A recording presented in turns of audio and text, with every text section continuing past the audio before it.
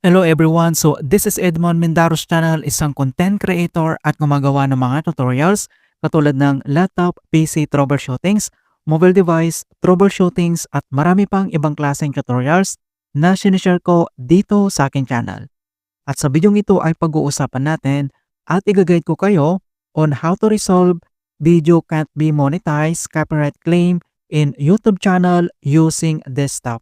So sa pag-ayos naman ng copyright claim ay napakadali na lang gawin ngayon at pwede na ulit ma-monetize ang video natin na may issue gamit lang yung ating desktop. So ito yung magandang advantage ngayon ni YouTube na pwedeng-pwede na ulit natin ma-monetize yung ating video na may copyright claims dahil nga sa music na ginamit natin, so nagkaroon ito ng copyright issues. So unlike sa mga iba pang platform na napakahirap po ayusin kapag nagkaroon ka ng copyright claim, kapag hindi na-accept yung appeal mo, and then mahirap na pong ayusin. So dito sa YouTube, ito yung maganda dito na pwedeng-pwede ulit ma-monetize. Kaya wag na natin patagalin at start na natin. So ang next step ay kailangan mo lang i-open dito yung ating Chrome browser, dito lang sa ating YouTube channel, and then click mo lang. So dito lang sa ating YouTube channel, dito lang sa top right corner, kailangan mo lang i-select dito yung ating YouTube profile, and kailangan mo lang i-select dito yung YouTube Studio. So dito lang sa ating YouTube Studio channel dashboard, so mayroon tayo ditong important notifications na video cannot be monetized. So, due to one or more copyright claims, this is not a copyright strike or doesn't affect your channel. So, ang kailangan lang natin gawin ito ay kailangan natin ayusin yung music na ginamit natin. Kung paano ba natin yan ayusin? So, makikita mo dito yung view options. I-click mo lang. And madadirect na tayo dito sa ating video copyright details. So, ano bang nangyari? So, this video can't be monetized. The copyright claims on your video don't affect your channel. This is not a copyright strike. So, ito yung channel natin. The copyright claims on your video don't affect your channel. There are no visibility restrictions. So, okay po siya. Ang problema lang dito is yung music na ginamit natin. So, makita mo dito yung sa baba, yung music na ginamit natin. And then, kung paano ba natin ito i-fix, pwede mo naman dito i-click yung kanyang details. I-click mo lang.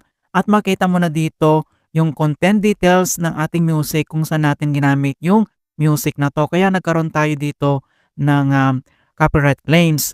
Okay? So, ang next step, kailangan mo lang itap dito yung take action. So, dito sa selection ng options kung paano natin to ayusin, so meron ditong option na erase song, replace song, or trim out segment. Meron din ditong dispute.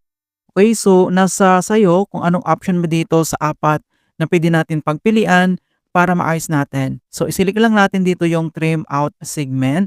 So cut out both video and audio of the claim segments to resolve the claim. Okay, so isilik mo lang. Once na-select mo na dito, and then kailangan mo lang i-click or tap dito yung continue. Trim the claim part of your video, and then next, so makita mo naman dito yung other details. Remove the part of your video where copyrighted content has been claimed.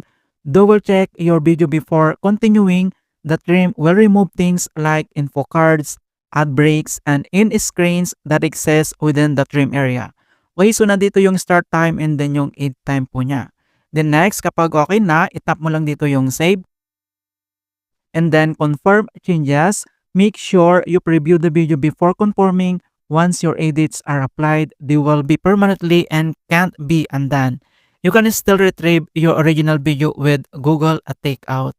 Okay, so nandito naman yung other details kapag nagginawa natin yung trim out segment para maayos yung copyright claim. So next, meron ditong I acknowledge that these changes are permanent. So pwede mong i-check yan. And then, so it might take minutes to hours for your changes to apply. During processing, viewers will see the current video and editing will be unavailable. After the edit is successfully applied, will update any visibility or monetization's video restrictions. Okay? Then kapag okay na lahat, confirm na sa'yo, and then itap mo lang dito yung confirm changes. Ayan. Once clinic mo na dito yung confirm changes, and then pwede mo na itong i-close. And then pwede mo na itong balikan after a few hours mga kaibigan para maayos yung copyright claim natin. So ganun lang po kabilis or kung lalong kadali kung paano natin ayusin yung video cannot be monetized. So ito yung napakaganda talaga dito sa YouTube. Alright, so ganun lang po kasimple kung paano natin ayusin yung ating copyright claims sa mga videos natin dito sa ating YouTube channel. And hope na nakapagbigay ako ng konting kalaman at guide tungkol sa YouTube tutorials. Thank you guys and see you in my next tutorials.